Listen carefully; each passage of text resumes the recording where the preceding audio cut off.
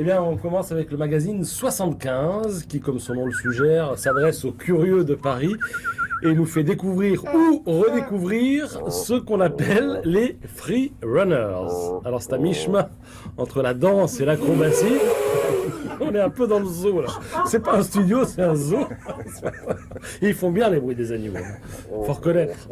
Alors, avec les free runners, on a un mi-chemin entre le courage et la témérité aussi, puisqu'ils se baladent sur les toits de Paris. On les appelle les zinzins du zinc. Ah oui. Et quand je dis qu'ils se baladent, c'est mieux ou pire que ça. C'est-à-dire qu'ils sautent, ils grimpent, ils virevoltent.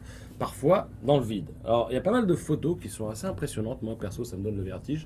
J'irai pas. Et alors, tout cela est inspiré de ce qu'on appelle le parkour. P-A-R-K-O-U-R, qui est l'art du déplacement, qui a été rendu célèbre en 2001 par le film Yamazaki d'Ariel Zeytoun. Alors, il y a une petite différence entre le parcours et le free running. Le parcours, c'est c'est faire preuve d'efficacité pour aller d'un point A à un point B.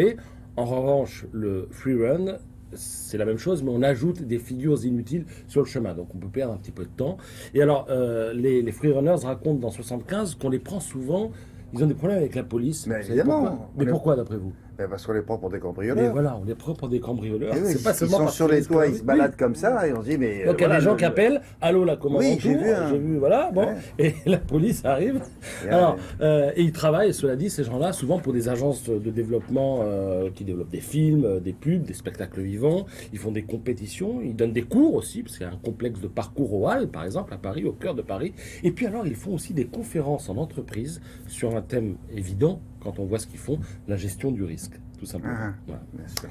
Alors, en matière de BD, vous aurez pas mal d'articles ces temps-ci sur une initiative des éditions Glénat qui pourrait réconcilier la jeunesse avec l'apprentissage de l'histoire. Regardez ça, Kennedy, Mao, Saint-Exupéry, leur vie, leur œuvre, tout ça en bande dessinée avec des scénarios qui ont été confiés à des historiens et le dessin évidemment qui a été confié à des pros. Et le résultat, objectivement, est bluffant.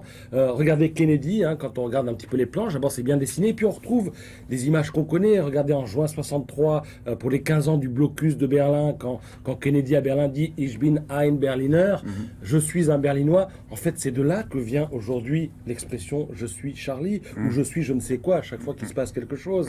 On a aperçu, mais on peut le revoir, le 22 novembre 63, Dallas, évidemment, l'assassinat de Kennedy. Et ce qui est intéressant, c'est que le dessin fait le lien avec des images qui sont quelque part ancrées dans notre inconscient ou dans nos cerveaux.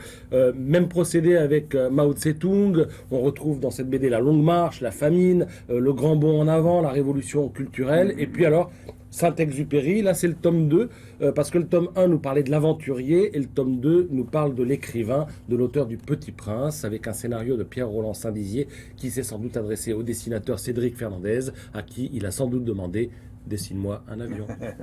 Oui, c'est remarquable, ces œuvres-là. Voilà. Remarquable.